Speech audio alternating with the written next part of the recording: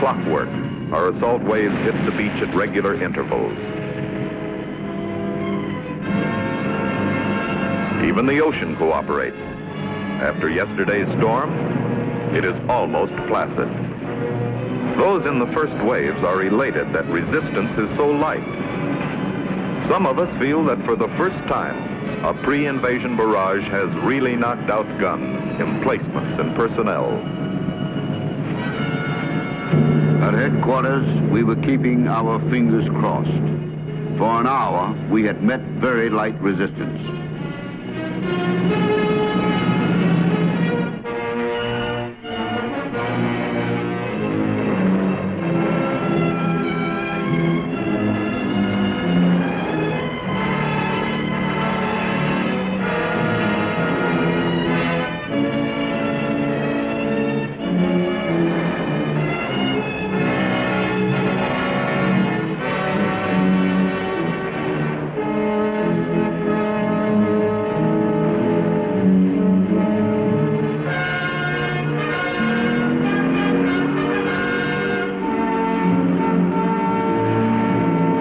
We hit the beach, volcanic ash slows our charge to an ankle-deep walk, a laborious crawl. And then, when General Kurabayashi feels that there is enough target on the beach to result in real damage, our progress really slows.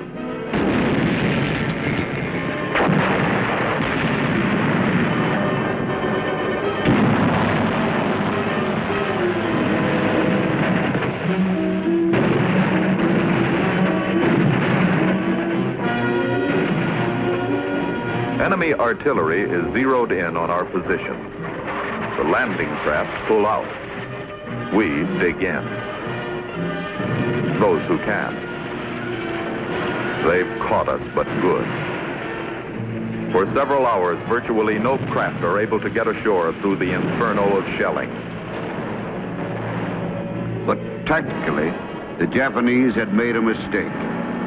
The time which set up the ambush had enabled us to get bulldozers, tanks, and artillery ashore. It went to wake.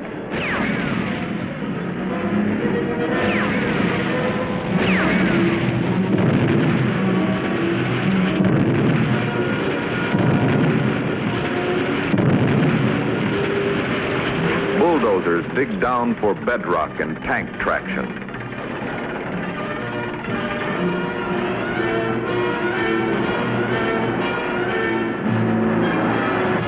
Landing mats, purposely brought ashore in the first supply load, do their bit. Late in the afternoon, the reserves come in through the terrible fire, grimly taking their losses.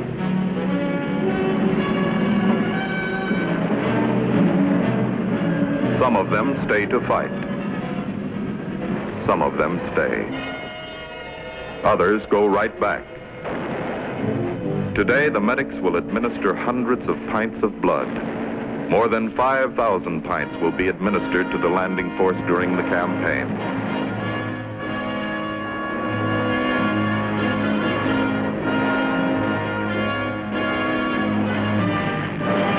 The 4th Division on the right was pinned down from Quarry Ridge. One battalion was depleted by 50%. Another company lost 5 of its 6 officers.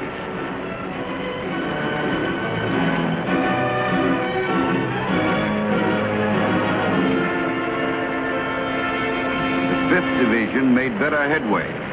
They struck across the narrow isthmus by noon, and that night it crossed the southern part of Airfield Number 1.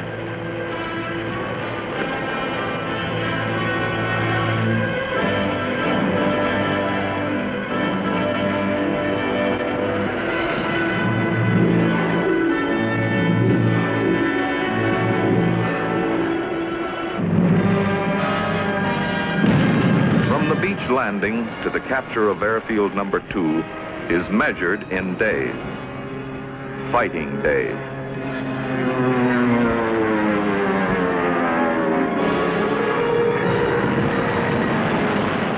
Nine days later, it is still under enemy fire as the strips are repaired. On February 26, when 2 planes from Marine Observation Squadron 4 land, it is still under fire. It is weary work. It is monotonous in its pattern. Marines advance in the open to be shot at by an unseen enemy. 5 times they drive us off of this hill. We come back 6.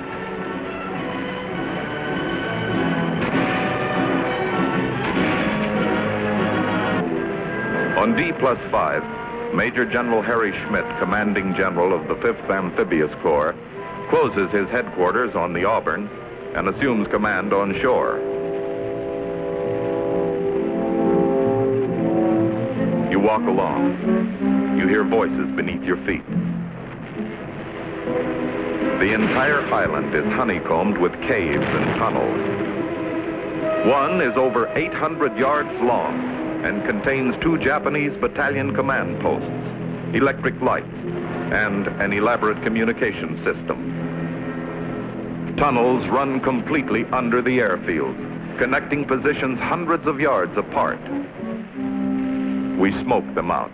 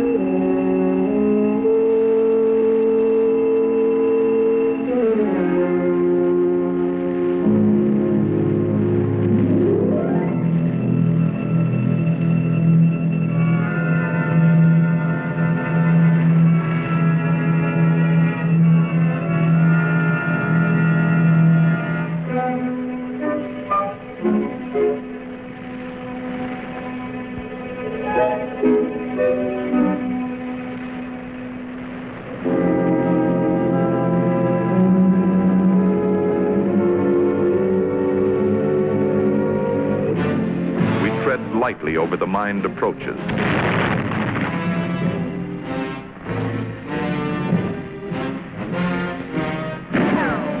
In some sections, tanks cannot follow until demolition teams locate and disarm the danger. Some try it anyway. It does not pay.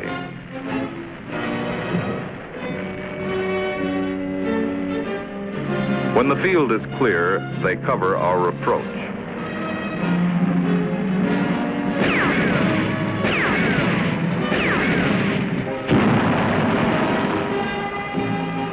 Or follow as the situation dictates. A machine gun spits.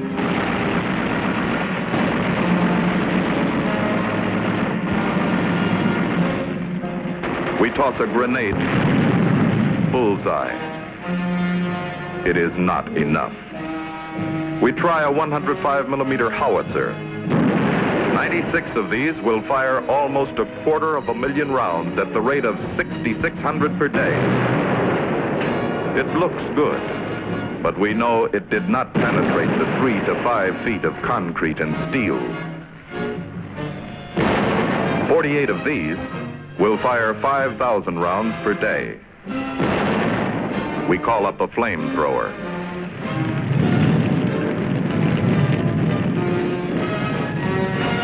We add a rifle grenade for good measure. We mix and stir. So does the enemy.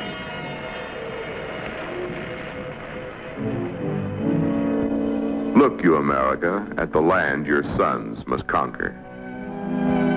Search as their eyes must search, and spot, if you can, the pit, the cave, the camouflage, where death is waiting. For until you find it, and capture it, and silence it, it will explode its violence among you.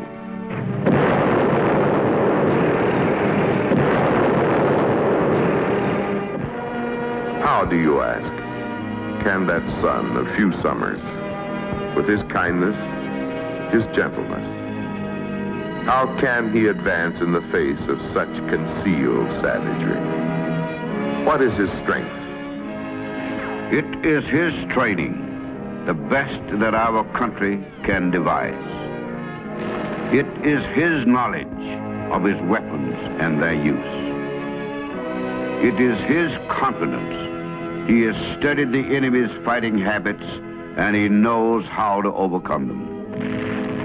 It is his faith in his comrades and his just cause. It is his indoctrination. He understands the basic principles for which he fights and the need for the victory. As you follow him in his capture of Iwo, it will add new measures to your respect for him. This man is your son.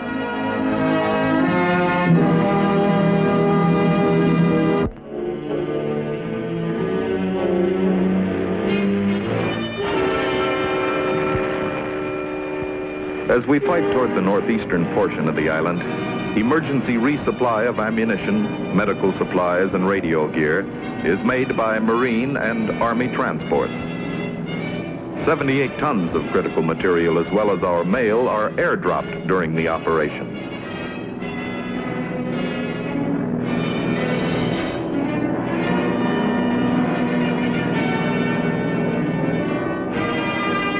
Assault units landed with 6 days' supply of water. Engineers put water distillation units into operation. Sump pits dug in the beach yield hot water at 137 degrees. The high sodium sulfate content necessitates frequent cleaning of equipment. Intake lines placed in the surf are often washed away by violent sea action. Despite these difficulties, the water supply does not become a serious problem. On D+12, air evacuation of casualties begins. 2,449 will be handled without a single fatality in flight. Others are sent by hospital ship.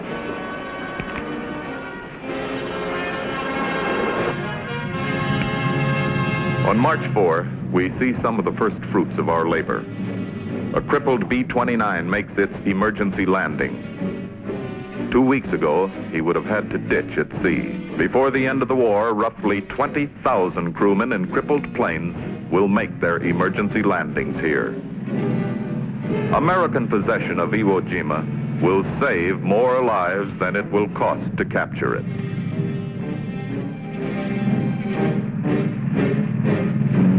As our perimeter is expanded, so are communications. These can play havoc with the wire, but precautions are taken.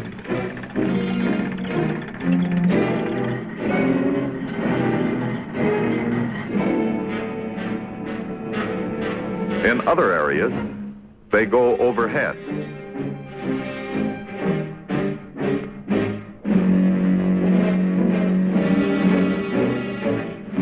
When they are completed, the Marine in combat is only 4 switchboards and mere seconds away from a talk with the commanding general. Such conversations are extremely rare, but conveyors of the possibility exist. On the battle line, we find a stubborn pocket of resistance.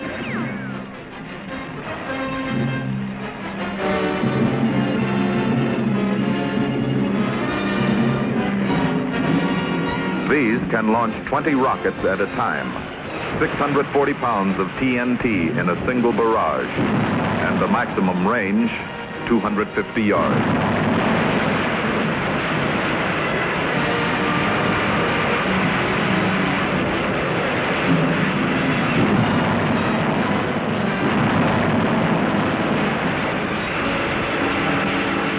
Their strength is mobility.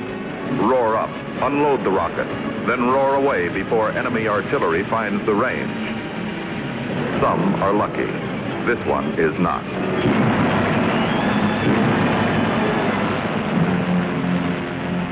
And so it goes. 10, 16, 22, 30, 36 days.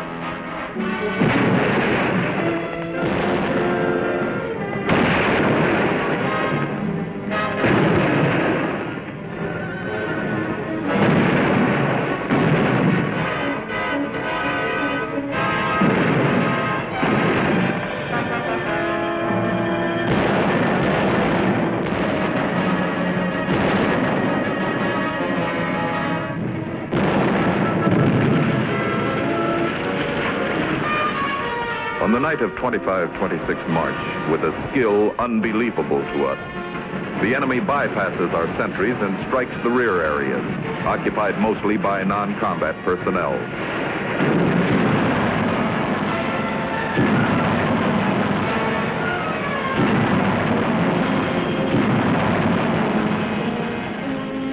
The fighting and confusion rage until dawn.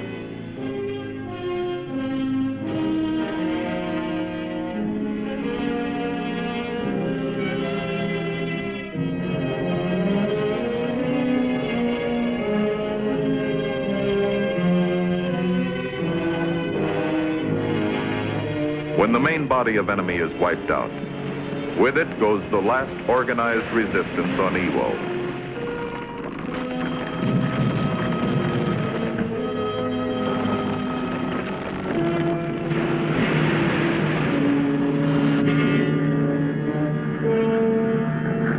This is Suribachi. We have purposely saved its actions until last.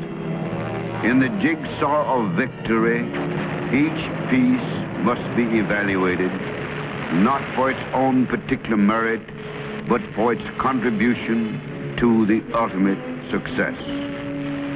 Viewed in this light, Suribachi's capture had no more and no less value than any other segment of the Iwo Jima battle. But it did capture the imagination of the world, and it gave our people a great symbol of our national unity. The lower slopes of the mountain and the region about its base are honeycombed with Japanese prepared positions. In all, more than 1,000 enemy positions will have to be taken. Tons of naval gunfire are poured into the area.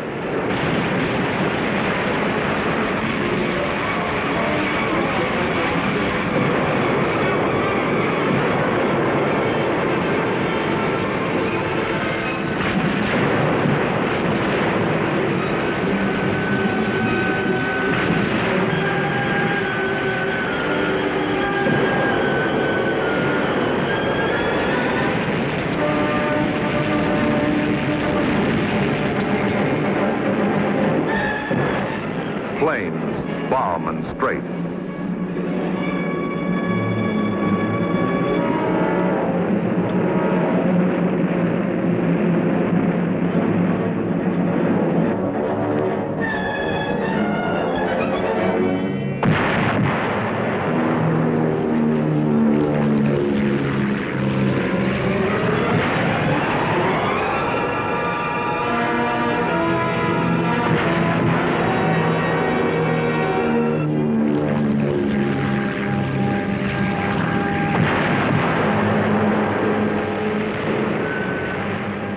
Progress is painfully slow.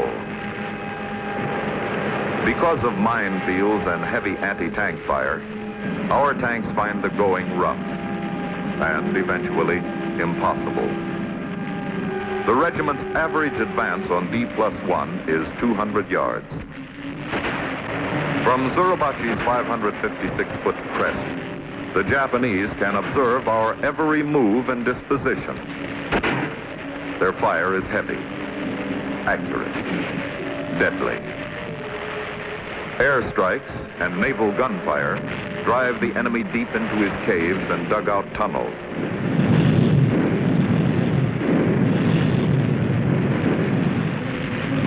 When the air and naval action ceases, when the barrage is lifted, back he comes. They were diabolically clever, the best we faced. They would allow us to overrun their concealed positions and then fire upon us from the rear. On D+2, we get through to its base. On D+3, we push along both shores and surround it.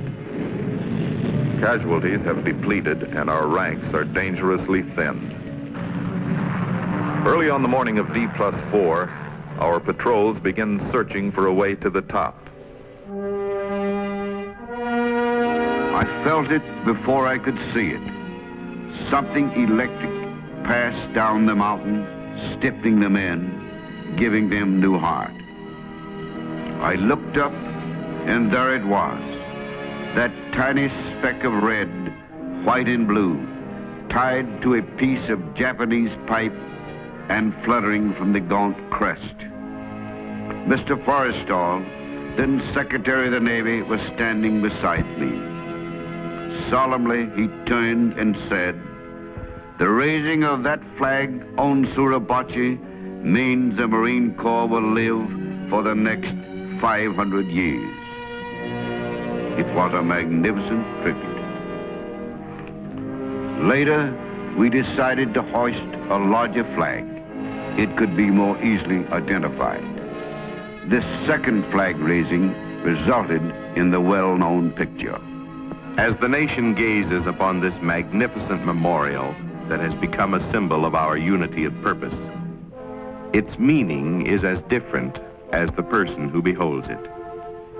To one, it is achievement, thrown to its highest crest by unified inertia, motivated by thousands, flung up the scarred slopes by diminishing hundreds, and secured by 200. To a second, it is determined protection of the oppressed, projected beyond the present into limitless futures. To some, it is effort, anguished turmoil convulsed to a high pyramid of faceless impersonality. To others, sacrifice, distaff raised in a righteous cause. To still others, it is valor, refined in the crucible of strife. To me, it is hope. For wherever that flag is unfurled, men and women are striving to bring personal freedom and spiritual liberty to their highest perfection. To everyone, it is the same. Its outlines are seen with the eye. To everyone, it is different. Its meaning is seen with the heart.